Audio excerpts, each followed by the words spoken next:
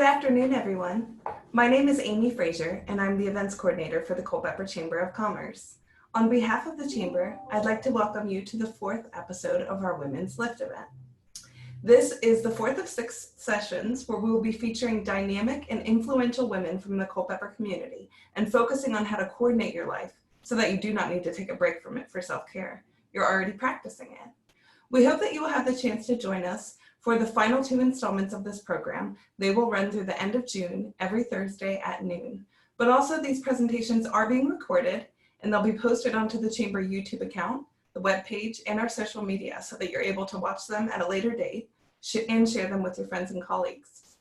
I want to take a moment to thank today's event sponsor, thrivent, as well as all of the Women's Lift series sponsors, Novant Health UVA Health System Culpeper Medical Center, Wellspring Health Services, Culpeper Store Exponent, Rappahannock Electric Cooperative, and Partners First Federal Credit Union. Thank you for making this event possible. And thank you all very much for being here. And without further ado, I'd like to pass it on to Gretchen Franti to talk to us today about financial well-being. Being aware of how we think about and manage our money is critical to self-care and something that's not talked about often. Gretchen is a financial associate for Thrivent, as well as a lifelong Thrivent member. She is a wife and mother of 3 boys who is active at Reformation Lutheran Church. She is heavily involved at her children's schools as well as their baseball and basketball leagues. She has a passion for people and uses her knowledge of education funds, saving strategies, life insurance, retirement planning, and investments to help people develop financial strategies that cater to their lifestyles and goals. If you have any questions or comments for Gretchen during her presentation, please type them into the Q&A box and we will address them at the end. Now, Gretchen. Hi there. Thank you so much for having me, Amy and Jeff, at the Culpeper Chamber. I am happy to be a member there at the Chamber, and I've really enjoyed connecting with the community with all that you guys offer. Thank you also for that lovely introduction. Yes, I do work for Thrivent. We have just undergone a brand change, so I'm pretty excited to show off our new logo here. And I just wanted to give a little introduction. Today, we're definitely going to be talking about how financial management is really a form of self-care.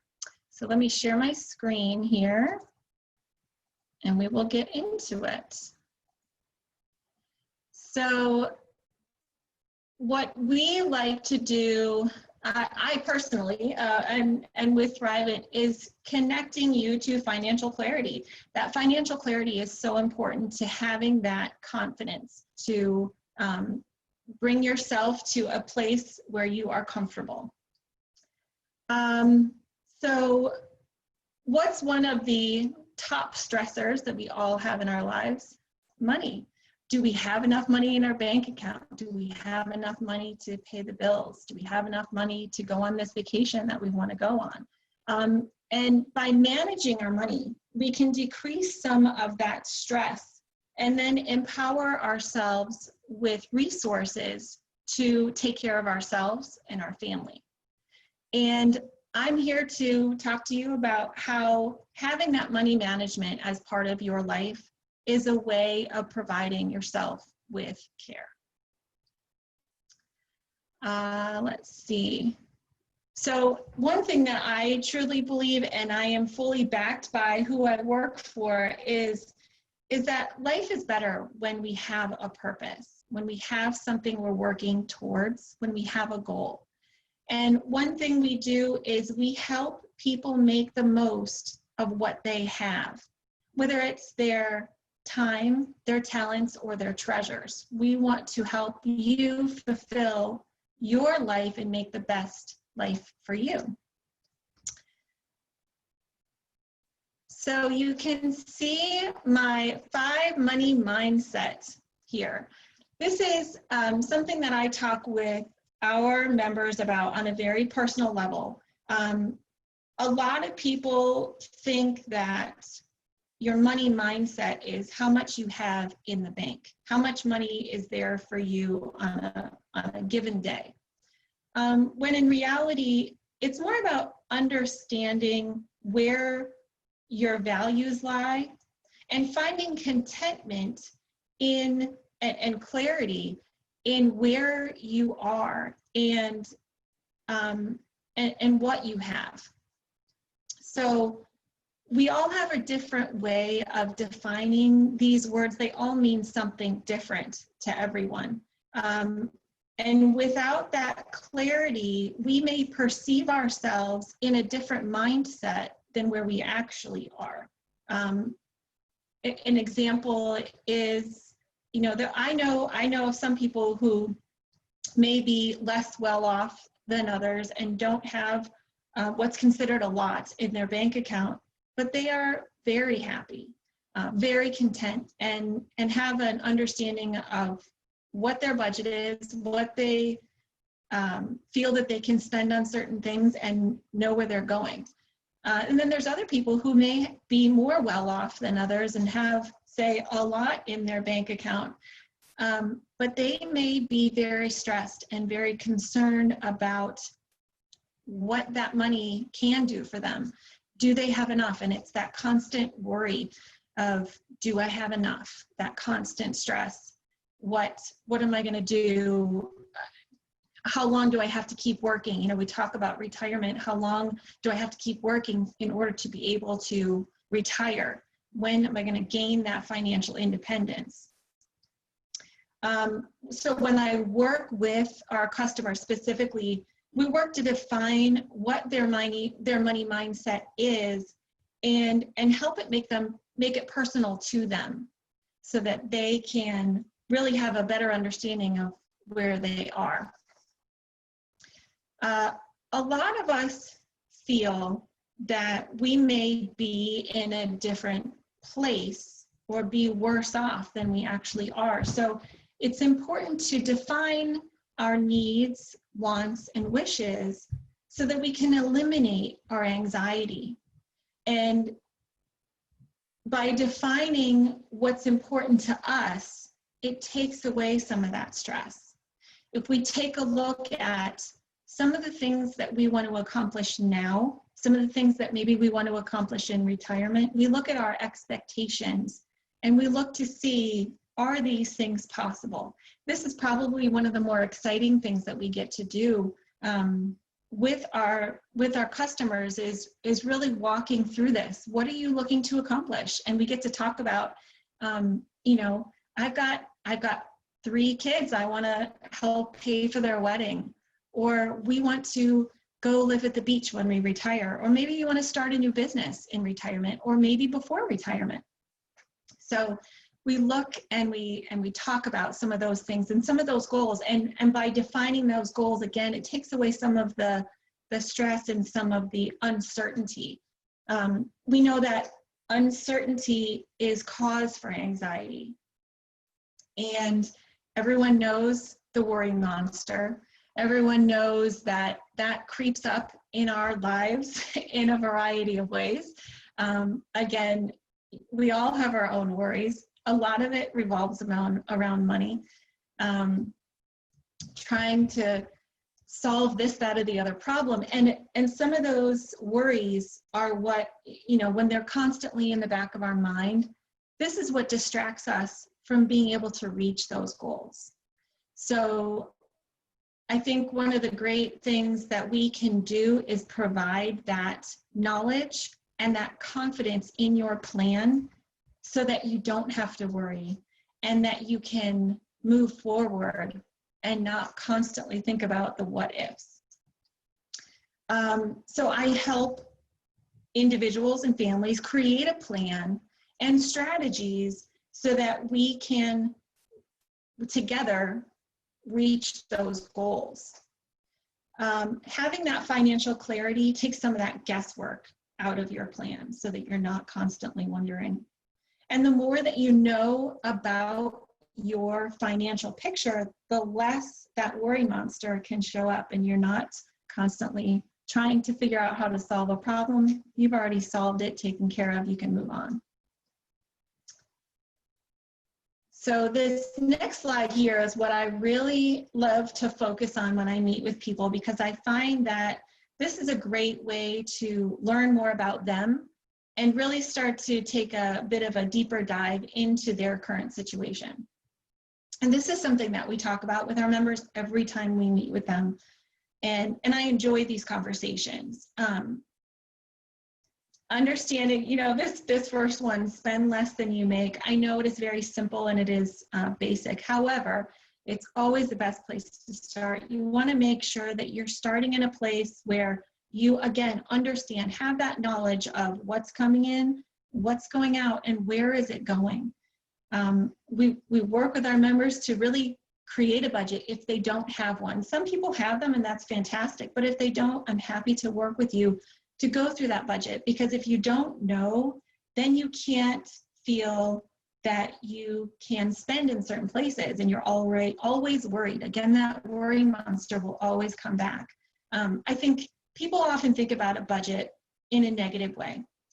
And I think that's where we kind of have to change that mindset, where we have to understand that creating a budget gives us freedom.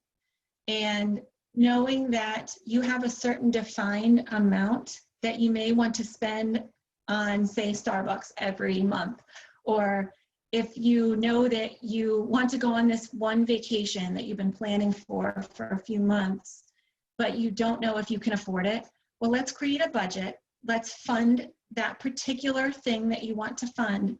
And then when you're in that place that you can spend what you've set aside with the freedom of knowing that all the other pieces are taken care of because you've set aside that budget for that particular thing. I think that really helps me a lot, knowing what is that defined amount of money. But one of the other pieces in this spending less than you make is building up an emergency fund. That to me is key. It's such a strong piece of your foundation, knowing that you are preparing for the unexpected. Okay, let's be real. Everyone knows that we've come into a situation we've never been in before. There are people who are losing their jobs either permanently or for a period of time. We know that we are now taking care of other people that we're not used to taking care of. We know that we've been thrust into a situation that we were not expecting. So that's where those emergency funds can come into play. And we find those to be so important because it gives you that knowledge, that contentment, and the understanding of, okay, I'm in a situation where I've got this set aside and I'm going to be okay. One other thing I've thought about recently was, if you have that emergency fund set aside, know how much it's going to provide for you if you were to have a loss of income. So how long would that provide for you? And then you can have that contentment and confidence to know, okay, I'm going to be okay in an emergency if there was a loss. So again, one thing I was thinking about was, we're in a place where sometimes we're just happy to have a job. However, I'm sure a lot of people out there who may not be happy with what they're doing. And that's a very real feeling. And we want you to be happy with what you're doing. It just makes the world a better place when everyone likes their job. So again, going back to that spending less than you make, how much do you have in that emergency reserves to say, you know what, I can't take this particular profession anymore, and I need to go find something else for myself. Well, if you've got that emergency savings, you know that maybe you can leave that job. Maybe you can leave it today because you've already got it set aside, or maybe you know that you're adding to that emergency savings every month, and that in a certain period of time, you can leave that job if you need to. And it gives you that peace of mind to know that you have control over your finances, you have control over your life. So this next piece here is being wise with your debt. We talk about credit cards specifically. When we talk about debt, we talk about more than that. There's college, student loans, or your mortgage, or car payments, that kind of thing. But with credit cards, we often talk about how are you managing that? How are you using your credit cards today?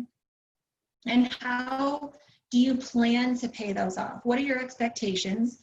Do you have a timeline that you're looking to have these completely paid off?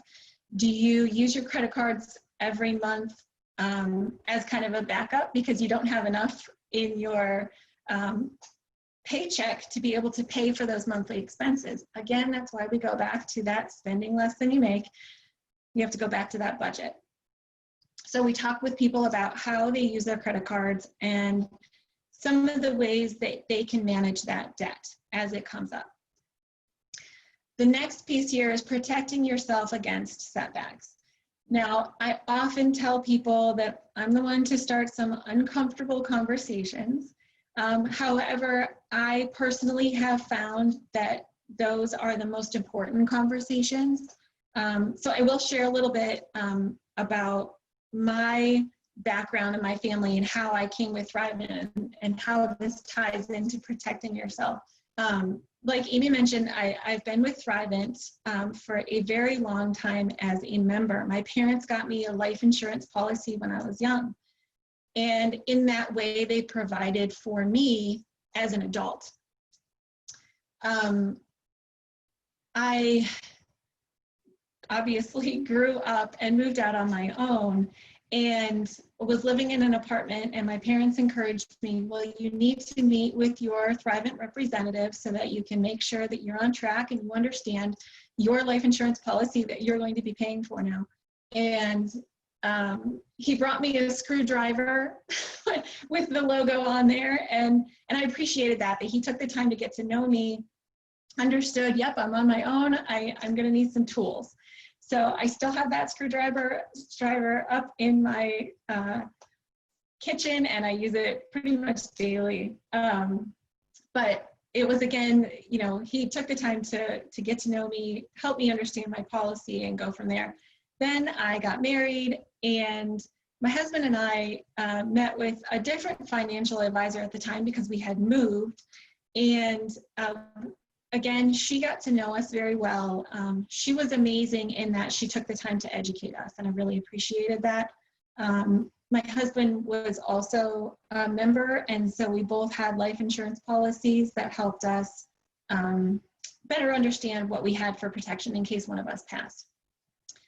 Fast forward a couple of years, we decided to have children, and really it was our advisor at the time, Anne, who we told, okay, Anne, we want to have a baby and I want to stay home with the kids. Can we do it? We hadn't told our families yet. This was all very hush-hush, but we felt that she was the person who needed to know this because we needed to figure out a plan. So she sat down with us. We talked a lot more fully about how we wanted this all to happen, what our expectations were, and what needed to happen, what needed to be put in place, going down to one income. So fast forward again, we moved out to Rixieville, Virginia, out in the country, and I was able to stay home for 11 years, which was phenomenal. And I don't believe that we could have done that unless we had that conversation, those uncomfortable conversations where, okay, we're down to one income, and what are we going to do if? So we talked about, what would we do if there's a loss of income? If there was a loss of income because my husband lost his job, if there was a loss of income because he became disabled and couldn't do his job, or if there's a loss of income because he passed away, or if there was a loss of care for the family because I passed away. Nobody wants to think about those conversations. However, it gave us the confidence to know that we could progress and move forward and feel good about the place that we were going. And I love it. I mean, it was not an easy decision to move out here in the sense that I didn't have friends or family out here, and it was all very strange. And now I'm taking care of this child that I don't know what to do with. But at the same time, I never regretted it, and I never worried that we were going to be okay. Yes, if my husband were to pass today, there would be a lot of change and a lot of grief and some worry. However, we know that because we've taken the time to protect ourselves against some of that, that we're going to be okay. And so I encourage people, mostly when I have these first conversations with our customers, is talk with each other. Start those conversations with each other. What does it mean to you? What are your expectations of each other? And how do you plan to solve some of the what if questions in your life? So then fast forward again, after 11 years, I got to stay home for 11 years. And I will mention through that time, we still got to give when we wanted to. You know, we were members of a church in Alexandria that we were very involved with. And then we became members, like Amy said, at Reformation Lutheran here in Culpeper. And it was important to us to still be able to give. And I liked knowing that we had that confidence in our plan that we could still give. So we weren't worried that we didn't have the budget for it. It was part of our budget. It was something that we planned for. So 11 years later, I was meeting with, actually it was maybe about 9 years after I had my first one. We sat down with our thrivent college planning guy and we said, okay, we need to get a little bit more serious about college planning. And so we talked with him and what are my expectations, and he said, what are you going to do for a job? And at that point I had no idea. And they had both, he and my advisor had both asked me, you know, have you considered thrivent? So I realized that I love helping people. I love helping people get to the place where I feel I am now, because it's so freeing. Again, going back to that budget, it is so freeing to know how much you have, to know how much you can spend. And my goal is to help people get to the same place I am, and bring people that confidence and that clarity in their own financial strategy, so that they can have the life that's going to do the most for them and help them invest where they are most passionate. So again, those setbacks, we talk about loss of a job, you know, loss of income because of a loss of a job, loss of the ability to bring in an income due to a disability, or a loss of life. But we even talk about, because we're more than just an insurance company, we also do investments. We also talk with people about, what does that mean for the market? You know, I speak with a lot of clients who have money invested in the market in this way or that way, and we need to diversify. So what would happen if the market took a tumble like it has just now? And what does that mean for you and your long-term strategy? How do we help you solve that? And again, it goes back to your goals. What are you looking to do? And so we find out, depending upon where you're invested, it's going to have this effect or that effect, and we can move on from there. But taking a close look at some of those financial pieces, I find is really helpful to, again, gain that confidence and that knowledge to know how to move forward. That next piece there, having that short and long-term plan, this is the exciting part. I love talking with people about, what are your plans? And that goes back to that needs, wants, and wishes. What do you hope to accomplish now? What do you hope to accomplish later? You know, retirement, everybody's thinking about retirement, and I'll tell you, it's never too early to start thinking about that. But it's exciting that I've been able to help even young people plan for retirement, because it's going to pay huge dividends over time. And I just love that I can help people do that. The last piece here is giving of yourself. One of the core beliefs that we have at thrivent is going and living generously, giving to those you care about, whether it's your family or your community at large. And we can do that in a variety of ways. And I love to help talk through that so that I can help you, again, make the most of what you have. This next piece here, if I can get onto it. And Gretchen, you have about 5 minutes. Okay, thank you. This last piece here, I just wanted to talk about, again, this is kind of how it all boils down. Making sure that we have some of those protection pieces in place, because I feel that without those protection pieces, that worry monster really starts to creep in. And I want you to be in a place where you can feel confident, because I know that with that confidence and clarity comes freedom.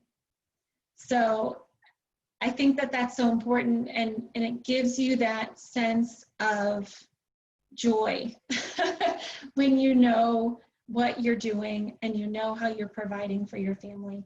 And we talk with people all the way up through this whole pyramid here, and again, defining their goals and helping them reach what they want to do, accomplish their goals. Then I will just show this last piece here. Again, I do work with thrivent, and I love this Thrive with Purpose, because it is so important to have that goal and really make the most of what you have. I think that's it. If there's any questions, I'm happy to answer.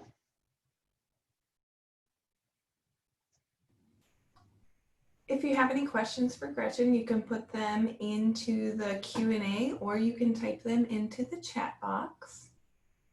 But I'll go ahead and say thank you so much, Gretchen, for today's presentation. And again, I want to thank today's event sponsor, thrivent, as well as the Women's Lift series sponsors, which are Novant Health UVA Health System, Culpeper Medical Center, Wellspring Health Services, Culpeper Star Exponent, Rappahannock Electric Cooperative, and Partners First Federal Credit Union for making all of these series in this event possible. I hope you all have a wonderful week. Thank you to everybody who did join us today. I haven't seen any questions pop in yet, but thank you all very much for being here. And we hope that you will have a wonderful week and that you'll join us next Thursday, June 18th at noon. That's going to be our 5th session in this series, and that's going to be presented by Sarah Bywetters Baldwin. Not a question, but Kelly, I don't know if you can view it, Gretchen, said, thank you, Gretchen. You did a great job. I did. So thank you all very much for being here. Thank you for giving us a piece of your time here on Thursday. And again, we're going to have 2 more of these Women's Lift series events. So thank you all. Thank you, Gretchen, and have a great week. Thank you, Amy. Thank you, Jeff.